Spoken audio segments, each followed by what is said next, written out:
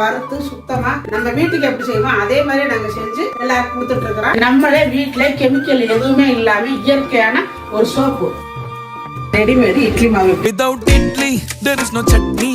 முருங்கை பொடி, பிரண்டை பொடி, 500 சர்க்கரை இருந்தாலும் நார்மலுக்கு 100க்கு 100 கொண்டு வர்ற சர்க்கரை கண்ட்ரோல் பவுடர், நிறைய சத்துக்கள் நிறைந்த சத்து மாவு, செட்டிநாட்டு பிரியாணி மசாலா, பருப்பு பொடி, கருவேப்பிலை இட்லி பொடி, செட்டிநாட்டு சாம்பார் தூள், ரசப்பொடி, மாங்காய் ஊறுகாய், 12 விதமான மூலிகையை சேர்த்து காய்ச்சி எடுத்த ஹேர் ஆயில், ஆவார அரப்பு பொடி. இந்த பொருள் எல்லாம் உங்களுக்கு வேணும்னா கீழே இருக்கிற வாட்ஸ்அப் நம்பருக்கு கேட்டு வாங்கிக்கோங்க.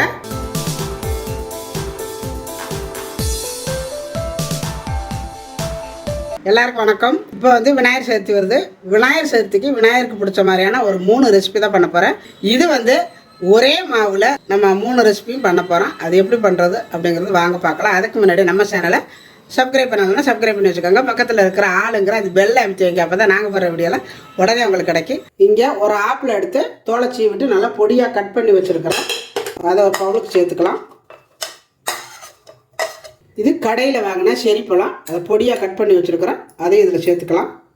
இது கூட கொஞ்சமாக நாட்டு சர்க்கரை 1 ஸ்பூன் சேர்த்துக்கோங்க. சேர்த்துட்டு நல்லா கலக்கி எடுத்துக்கலாம். இப்போ நம்ம சர்க்கரையெல்லாம் சேர்த்து நல்லா கலக்கியாச்சு. எதுவும் இருக்கட்டும். அடுத்து எள்ளு வறுத்து வச்சுருக்கிறேன். நல்லா இந்த மாதிரி எள்ளு வறுத்து வச்சுருக்கிறேன். இதில் 1 கைப்பொடி தேங்காய் துருவல் சேர்த்துக்கலாம். சேர்த்துட்டு இது அப்படியே வைக்கிறதுனால வைக்கலாம், இல்லை ஒரு மிக்சி சேரில் போட்டு அடிக்கிறதுனால அடிக்கலாம். நான் ஒரு மிக்சி சேரில் போட்டு அடிச்சுக்கிறேன். கொஞ்சம் போல் ஏலக்காய் பொடி சேர்த்துக்கணும். ஏலக்காய் நான் அரைச்சிட்டு வேறு பாத்திரத்தில் மாற்றி வச்சுட்டு அதில் இருக்குது. இது கூடவே சேர்த்து இதையும் சேர்த்து ஒரு அடி அடிச்சுக்கலாம். தண்ணி சேர்த்தக்கூடாது.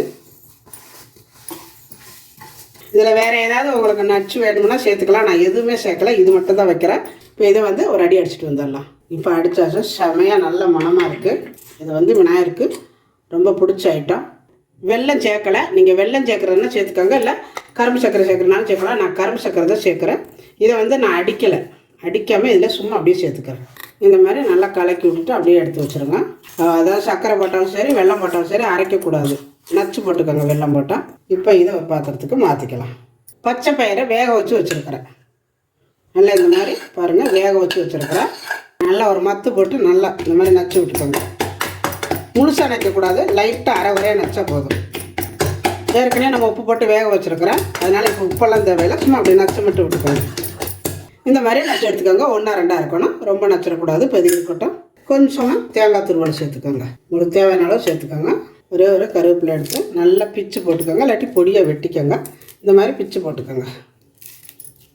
கொஞ்சம் போல் கொத்தமல்லி தலையும் பிச்சு போட்டுக்கோங்க நைஸாக. இந்த மாதிரி போட்டுட்டு நல்லா ஒரு கலக்கிடுங்க. இது நம்ம இனிப்பெல்லாம் போடாமல் இந்த மாதிரி வெங்காயமும் போடக்கூடாது. காரத்துக்கு வேணும்னா உங்கள் பச்சை மிளகா போட்டுக்கோங்க. நான் எதுவுமே போடலை. இது உள்ளே வைக்கிற சப்பிங்க. அவ்வளவுதான், ரெடி ஆயிடுச்சு. இப்போ இது இருக்கட்டும். இப்போ நம்ம உள்ளே வைக்கிறதுக்கு 3 விதமான சப்பிங்க ரெடி பண்ணி வச்சுருக்குறோம். எள்ளு, தேங்காய், இது சரி, ஆப்பிள், பச்சை பயிறு. இப்போ 3 விதமான சப்பிங்க ரெடி ஆயிடுச்சு. இப்போ இது இருக்கட்டும். இப்போ நான் ஒரு பவுல் எடுத்து வச்சுருக்கிறேன். ஒரு 1/4 கிலோ அரிசி மாவு எடுத்துருக்கிறேன். இது நான் அரிசி பச்சை அரிசியாக மிஷினில் கொடுத்து அரைச்சி கொண்டாந்து வச்சுருக்கிறேன். கடையில் விற்கிற அரிசி மாவு, இல்லை கொலக்கட்டை மாவு, எது வேணாலும் இடியப்ப மாவு, நீங்கள் எது வேணாலும் எடுத்துக்கலாம். எடுத்துகிட்டு இதை நல்லா பிணையணும். அப்படிங்கிறதுல நீங்கள் தண்ணி ஊற்றி நல்லா இந்த மாதிரி கலக்கிக்கோங்க. எவ்வளோ வேணாலும் தண்ணி ஊற்றிக்கலாம், ஒன்றும் பிரச்சனை இல்லை. ஊற்றிட்டு கட்டி இல்லாமல் இந்த மாதிரி கலக்கிக்கோங்க. நல்லா இந்த மாதிரி கலக்கிடுங்க. இதில் கொஞ்சமாக சால்ட் சேர்த்துக்கோங்க. சேர்த்துட்டு ஒரு கலக்கி விட்ருங்க. இது இருக்கட்டும். இப்போ இங்கே வடைச்சட்டி அடுப்பில் வச்சுருக்கிறேன். இதில் கொஞ்சமாக நெய் விட்டுக்கோங்க. நெய் விட்டிங்கன்னா நம்ம செய்கிற அந்த பூர்ணா நல்லா வாசனையாகவும் இருக்கும். நல்லா அதாவது சாஃப்டாக இருக்கும். நீங்கள் சாயந்தரத்தருதி மறுநாள் வச்சுருந்தாலும் சரி, நல்லா சாஃப்டாக வரணும்னா இந்த மாதிரி கொஞ்சம் நெய் சேர்த்துக்கோங்க.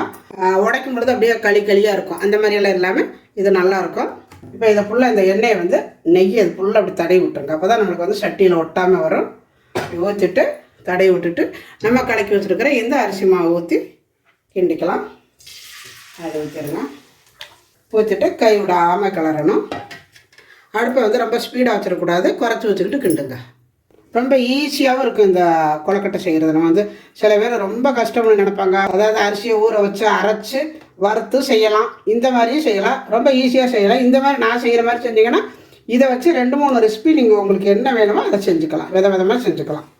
நல்ல டேஸ்ட்டாக இருக்கும். மறுநாள் அறுதி நீங்கள் அப்படியே அதாவது சாஃப்டாக இருக்கும். புழுங்கரிசி மாவில் இது மாதிரி நீங்கள் அரைச்சி செஞ்சிங்கன்னா நல்லா இடியப்பமெல்லாம் எப்படி சாஃப்டாக இருக்கும் அந்த மாதிரி இது இருக்கும். அதுக்கு தான் நான் வந்து இந்த மெத்தடை தான் நான் எப்போவுமே நான் செய்வேன். அதாவது நம்ம வந்து சாமி கும்பிட்றதுக்கு நேரம் ஆயிடும். நம்ம செஞ்சு வச்சுட்டு சாமியெல்லாம் கும்பிட்டுட்டு அப்புறம் எடுத்து சாப்பிடும் பொழுது பார்த்திங்கன்னா அந்த பச்சரிசியில் செய்கிறது சாஃப்டாகவே இருக்காது. அது ஒரு மாதிரி களிபதி மாதிரி கடுசாக இருக்கும். இப்போ நான் செய்கிற மெத்தடில் நீங்கள் செஞ்சு பாருங்கள், செமையாக இருக்கும். இதை வந்து அடுப்பை குறைச்சி வச்சுக்கிட்டு இந்த மாதிரி கிண்டிக்கிட்டே இருங்க. நெய் கொஞ்சம் இன்னும் கூட கொஞ்சம் விட்டுக்கோங்க. நான் கொஞ்சம் விட்டால் அது அவங்களுக்கு வீடியோ ஆகலை, இன்னும் கொஞ்சம் நெய் விட்டுக்கோங்க. இப்படி கிளறிக்கிட்டே இருந்தால் தான் அந்த சாஃப்டாக வரும். விட்டுட்டு அது வாட்டில் எங்காவது ஒரு பக்கம் கட்டி முட்டியுமா வெந்து மாவி கெட்டி ஆயிடுச்சுன்னு வைங்களேன், உங்களுக்கு அந்த சாஃப்ட்னஸ் கிடைக்காது. அடுப்பை குறைச்சி வச்சுக்கணும், நெய் சேர்த்துக்கணும். அந்த நெய்யோடவே சேர்த்து நம்ம இப்படி கிளற நல்ல உதிரியாக வரும். அந்த மாதிரி உதிரியாக வந்தால் தான் நம்ம சாப்பிட்றதுக்கு நல்லாயிருக்கும். பாருங்க, கொஞ்சம் கூட எங்கேயுமே கட்டி தட்டலை. பாருங்கள், இப்போ நல்லாவே மாவெல்லாம் வெந்துருச்சு. நம்ம அடுத்து வந்து நம்ம வந்து வேக வைக்கணுங்கிறது தேவையில்லை. லைட்டாக அப்படி சூடு ஏறினா போதும். அடுத்து நம்ம வந்து பூர்ணமெல்லாம் செஞ்சுட்டு நம்ம வைக்கும் பொழுது அடுத்த லைட்டாக சூடு ஏறினாலே போதும். அந்த அளவுக்கு நம்ம இதிலையே வேக வச்சிடணும். இப்படி கை விடாமல் கிளறி விட்டு இப்படி வேக வச்சிடணும். அவ்வளவுதான். இப்போ நம்ம வந்து அடுப்பை ஆஃப் பண்ணிவிட்டு இதை மூடி வச்சு ஒரு 10 நிமிஷம் இப்படியே விட்டுறணும். அடுப்பை ஆஃப் பண்ணிவிட்டு மூடி வச்சிடலாம். அடுப்பை தச்சுட்டு ஒரு சின்ன ஒரு வானொலி அடுப்பில் வச்சுருக்கிறேன். 50 கிராம் நாட்டு சர்க்கரை, அது முழுகிற அளவுக்கு தண்ணி. இது வந்து சர்க்கரை நல்லா கரையட்டும். கரைஞ்சாலே போதும். நல்லா இது மாதிரி நல்லா கொஞ்சம் லைட்டாக, ரொம்ப வந்து சர்க்கரை வந்து பாகுப்பதம் வரணுங்கிறதுல லைட்டாக ஒரு பாகுப்பதம் வரணும். இப்போ பார்த்திங்கன்னா நல்லாவே கொதிச்சிருச்சு, ஓரளவு பாகுப்பதம் வந்துருச்சு. இப்போ இதை என்ன பண்ணணும், இறக்கி லைட்டாக ஆற வச்சுட்டு வடிகட்டி எடுத்துக்கணும். அதாவது அதில் இருக்கிற தூசியெல்லாம் அடியில் உட்காரணும். ஒன்றும் இல்லை, சுத்தமாக தான் இருக்குது. இப்போ இதை அப்படியே மூடி வச்சுருவா இருக்கட்டும். இப்போ நம்ம மூடி வச்ச மாவை எடுத்து பார்த்தா நல்லா அப்படியே புழுங்கி வெந்திருக்கும். பாருங்க, இந்த மாதிரி சரிங்களா, இப்படியே கட்டியாட்டம் ஆயிரும். இப்படி இருக்கணும். மாவு நல்லா கரெக்டான பதத்தில் இப்படி இருக்கணும். ரொம்ப உதிரியாக வந்துடக்கூடாது. இப்போவே வரன்னு ஆயிடுச்சுன்னா நம்ம வந்து அந்த ரெசிபி செய்ய முடியாது. அதனால் கொஞ்சம் இந்த மாதிரி இருக்கையில் வச்சுக்கோங்க. பார்த்திங்கன்னா நல்லா ஆறிடுச்சு. பாருங்கள், நம்ம உருட்டினோன்னே இந்த மாதிரி வரணும். நம்ம வந்து அப்படியே அகலமாக பரப்பி விட்டுருந்தேன். அப்போ இருக்கிற மாவெல்லாம் நல்லா வெந்துருட்டணும். நல்லா வெந்துருச்சு. வெந்த உடனே பாருங்கள் இப்படி இருக்குது. சட்டியில் ஒட்டாமல் இப்படி பரட்டிக்கிட்டு வரணும். இப்போ இதை ஒரு பாத்திரத்தில் எடுத்து வச்சுக்கலாம். கால்வாசி மாவு தனியாக எடுத்துக்கிறேன். இந்த மாதிரி ஒரு பிளேட்டில் சேர்த்துக்கலாம். இப்போ இந்த மாவில் கொஞ்சமாக குக்கிங் சோடா சேர்த்துக்கோங்க. கொஞ்சமாக சேர்த்துக்கோங்க. சேர்த்துட்டு நல்லா சேர்த்து பிணைஞ்சிக்கோங்க. நல்லா இந்த மாதிரி பிணைஞ்சிக்கோங்க. நல்லா உருட்டி வச்சுக்கோங்க. கையில் கொஞ்சம் எண்ணெய் போட்டுக்கோங்க. எண்ணெய், நெய் எது வேணாலும் போட்டுக்கோங்க. போட்டுட்டு கொஞ்சம் கொஞ்சமாக எடுத்து உங்களுக்கு எந்த சைஸ் வேணுமோ அந்த அளவுக்கு ஒரு உருண்டை எடுத்துக்கோங்க. உருண்டை எடுத்து நல்லா உருட்டிடுங்க. நல்லா இந்த மாதிரி உருட்டிக்கோங்க. நல்லா இந்த மாதிரி கரெக்டாக ஒரு உருண்டை உருட்டிக்கோங்க. இந்த மாதிரியே ஒரு 10 உருண்டை அளவு நான் இந்த மாதிரி உருட்டிக்கிட்டு காட்டுறேன். உருண்டையாக பிடிச்சாச்சு. இப்போ இது இருக்கட்டும். இந்த மாதிரி ஒரு கவர் எடுத்துக்கோங்க. கவரு உங்கள்கிட்ட வாழை இலை இருந்தால் கூட எடுத்துக்கலாம். இப்போ வாழை இலை என்கிட்ட இல்லை, நான் தூரம் போகணும் வாங்கணும்னா, அதனால் நான் இந்த மாதிரி கவர் எடுத்துருக்கிறேன். இந்த கவரில் நம்ம வச்சுருக்கிற இந்த மாவை நல்லா உருட்டிக்கோங்க. உங்களுக்கு எந்த சைஸுக்கு வேணுமோ எடுத்துக்கோங்க. இன்னொரு பேப்பர் எடுத்து இந்த மாதிரி போட்டுக்கோங்க. ஈஸியான வேலை. இந்த மாதிரி ஒரு டப்பா வச்சு ஒரு அமுத்துங்க. கரெக்டாக வந்துடும் நம்மளுக்கு வந்து. ஈஸியான வேலை. இப்போ இதில் நம்ம வச்சுருக்கிற இந்த பழ ரெசிபியெல்லாம் வச்சுருக்கோம் பார்த்திங்களா. பழம், தேங்காயெல்லாம் போட்டு வச்சுருக்கிறோம். செரி, ஆப்பிள், நாட்டு சர்க்கரை, தேங்காய். இப்போ இதில் இருந்து கொஞ்சமாக எடுத்துக்கோங்க. இந்த மாதிரி நல்லா வித்தியாசமாக இருக்கும், டிஃப்ரென்ஸாகவும் இருக்கும். இப்போ என்ன பண்ணுறீங்க, இதை எடுத்து அப்படியே லைட்டாக கொண்டு போய் பாருங்கள் இந்த மாதிரி. அவ்வளவுதான். ஈஸியான வேலைங்க. நம்மக்கிட்ட வந்து அந்த அச்சு இருக்கணும் அப்படிங்கிறதெல்லாம் இல்லை. நிறைய பேர்த்துக்கிட்ட அச்சு இருந்தால் கூட வராது. இவ்வளவுதான். நம்ம வச்சுருந்து அந்த டப்பாவே எடுத்து இப்படி வெட்டிடுங்க. பாருங்கள், இப்படி லைட்டாக வெட்டினீங்கனால உங்களுக்கு கரெக்டாக வந்துடும். பாருங்கள், ரொம்ப ஈஸியாக எப்படி வந்திருக்குன்னு. அப்போ இந்த மாதிரி இந்த இடத்துல இப்படி பண்ணி விட்டுருங்க. அச்சில் செஞ்ச மாதிரியே இருக்கும். பாருங்கள். அடுத்ததாக இந்த மாதிரி நான் வந்து அச்சு எடுத்துருக்குறேன். இதில் வந்து ஒரு அச்சு எடுத்துக்கோங்க. இதில் வந்து நம்ம வச்சுருக்கிற மாவை இதில் வச்சுக்கலாம். உள்ளே வந்து மாவை வந்து புல் பண்ணிக்கோங்க. இந்த மாதிரி நல்லா இந்த மாதிரி ஓட்டை பண்ணிக்கோங்க. இப்போ இதில் நம்ம வச்சுருக்கிற இந்த பூரணம் நல்லா உள்ளே இருந்து நிறச்சி வச்சுக்கோங்க. இது வந்து குழந்தைங்களுக்கு நல்லா பிடிக்கும், நல்லா விரும்பி சாப்பிடுவாங்க அந்த பூர்ணம். அதனால் நல்லா உள்ளே ஃபுல்லாக நிறச்சிக்கோங்க. நிறச்சிட்டு மூடி விட்டுருங்க.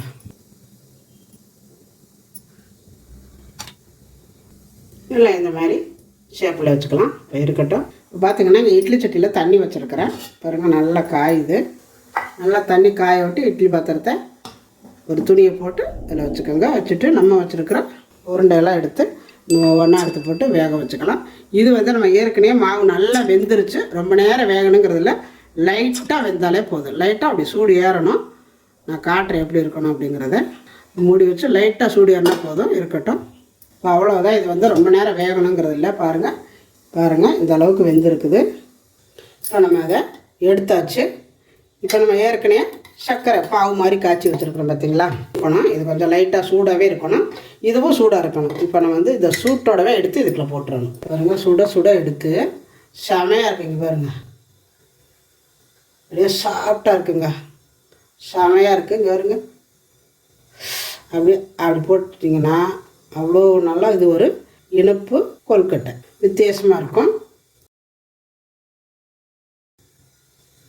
அவ்வளோ சாஃப்ட்னஸாக இருக்குது. எல்லாத்தையுமே இந்த மாதிரி போட்டுருங்க. போட்டுட்டு லைட்டாக அப்படி ஒரு ஆட்டுங்க. சர்க்கரை இது சூடாகவே இருக்கணுங்க. உருண்டையும் சூடாக இருக்கணும். இப்படியே போட்டு ஒரு 10 நிமிஷம் அப்படியே மூடி வச்சு இருக்கட்டும். நம்ம இதையே வேக வச்சு எடுத்துக்கலாம். இட்லி பாத்திரத்தில் வச்சிங்கன்னா வளைஞ்சு ஒடிஞ்சிடும். இட்லி பாத்திரம் இல்லாமல் இந்த மாதிரி எடுத்து வச்சுக்கோங்க. இப்போ இதுவும் நம்ம வேக வச்சு எடுத்தாச்சு. பாருங்க செமையாக வந்துருக்குது. இப்போ இந்த கொழுக்கட்டையும் ரெடி ஆகிருச்சு. பூர்ண கொழுக்கட்டை. பாசிப்பயிறு வேக வச்சுருக்கிறோம் பார்த்தீங்களா, அதுக்கு உருண்டை பிடிச்சிக்கலாம்.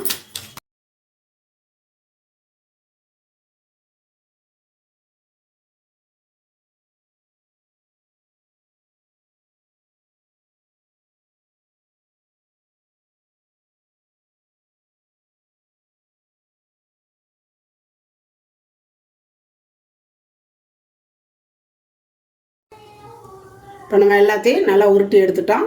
இது இருக்கட்டும். கார கொழுக்கட்டை இதை வந்து வித்தியாசமாக இந்த மாதிரி பணியார சட்டி அடுப்பில் வச்சுருக்குறேன். அதில் கொஞ்சம் எண்ணெய் விட்டுக்கோங்க. இது நல்லா பார்க்குறதுக்கு நல்லாயிருக்கும், லுக்காகவும் இருக்கும், சாப்பிட்றதுக்கு டேஸ்ட்டாக இருக்கும். சட்டி காஞ்சது எண்ணெய் விட்டுருக்குறேன். எண்ணெய் காஞ்சது நம்ம வச்சுருக்கிற இந்த பூர்ண கொழுக்கட்டையை ஒவ்வொன்றா இந்த மாதிரி போட்டு எடுத்துக்கலாம். இது வந்து ரொம்ப வேகணும் அப்படிங்கிறதுல லைட்டாக இப்படி போட்டுட்டு திருப்பி விடுங்க போதும். நம்ம ஏற்கனவே மாவு நல்லா வெந்துருச்சு, அதனால் இது ரொம்ப வேகலாம் வேண்டாம். நல்லா வெந்துருச்சு. இப்போ நம்ம எடுத்துக்கலாம். பாருங்களேன் எவ்வளோ அழகாக வந்திருக்குண்ணா. ஸோ அப்படியே குண்டாக இருக்குது. இப்போ இதில் வந்து கொஞ்சமாக தாளித்து போட்டுக்கலாம். ஏன்னா கார கொழுக்கட்டை அதுக்காக தாளித்து போடுறேன்னா, நீங்கள் வேணும்னா தாளித்து போட்டுக்கோங்க, இல்லாட்டி தேவையில்லை. இப்போ சூப்பரான கார கொழுக்கட்டை ரெடி ஆயிடுச்சு. இப்போ நம்ம இனிப்பு கொழுக்கட்டை செஞ்சோம் பார்த்தீங்களா. இது வந்து நம்ம குக்கிங் சோடா இந்த மாவுக்கு மட்டும் போட்டுருக்குறோம். ஏன்னா அப்போ தான் நல்லா சாஃப்டாக இருக்கும். சர்க்கரை பாகெல்லாம் இழுத்து உள்ளே இருந்து பார்க்குறதுக்கு அவ்வளோ செமையாக இருக்கும், சாப்பிட்றதுக்கும் அவ்வளோ நல்லா இருக்குங்க. இப்போ பாருங்களேன் அப்படியே குலோப்ஜான் மாதிரி இருக்குது, செமையாக இருக்கும். இப்போ விநாயகர் சதுர்த்திக்கான விநாயகருக்கு பிடிச்ச மோதக கொழுக்கட்டை ரெடி ஆகிடுச்சு. செமையாக வந்திருக்குது. இது வந்து ரொம்ப ஈஸியானது வேலை. ஒரே மாவு தான், இத்தனை ரெசிபி அதிலே நம்ம பண்ணிக்கலாம். இதுக்கு வந்து ஒவ்வொன்றுக்கா தனித்தனியாக மாவை அரைக்கணும் அப்படிங்கிறது இல்லை, தனியாக வறுக்கணும் அப்படிங்கிறது இல்லை. இது கண்டிப்பாக நான் செஞ்ச மெத்தடில் செய்யுங்க. இதில் இன்னும் எத்தனையோ ரெசிபி கூட பண்ணிக்கலாம். அவ்வளோ அருமையாக இருக்குது. பாருங்கள் இது வந்து இப்போ பார்த்தீங்களா விநாயகர் சதுர்த்திக்கான சூப்பரான மோதகம் ரொம்ப அருமையாக இருக்குது. பாருங்கள் நான் இதிலேருந்து ஒவ்வொன்றா எடுத்து நான் பிச்சு காட்டுறேன் எப்படி இருக்குன்னு பாருங்கள். இது வந்து பழத்தில் செஞ்சது. பாருங்கள் எப்படி இருக்குண்ணா, ரொம்ப நல்லாயிருக்கும். வெளியில் இனிப்பாக இருக்கும், உள்ளுக்கில் வந்து பாருங்கள் எவ்வளோ சாஃப்டாக இருக்குன்னு இப்படி இருக்கும், நல்லாயிருக்கும். அதாவது பாஞ்சு மாதிரி இருக்கும், நல்லா செமையாக இருக்கும். இதுவும் அதை விட இன்னும் டேஸ்ட்டாக இருக்கும். இது பார்த்திங்கன்னா உள்ளுக்கில் வந்து தேங்காய் பூரணம். இது சொல்லவே வேண்டாம், திங்க திகட்டாமல் இருக்கும். தேங்காயும் எள்ளு சேர்ந்தது. இதே மாதிரி நீங்களும் இந்த வருஷம் விநாயகர் சதுர்த்திக்கு உங்கள் வீட்டில் செஞ்சு பாருங்கள். செஞ்சு பார்த்துட்டு எப்படி வந்துச்சு அப்படிங்கிறத எனக்கு கமெண்ட்டில் சொல்லுங்கள். இந்த வீடியோ பிடிச்சிருந்தால் லைக் பண்ணுங்கள், ஷேர் பண்ணுங்கள்.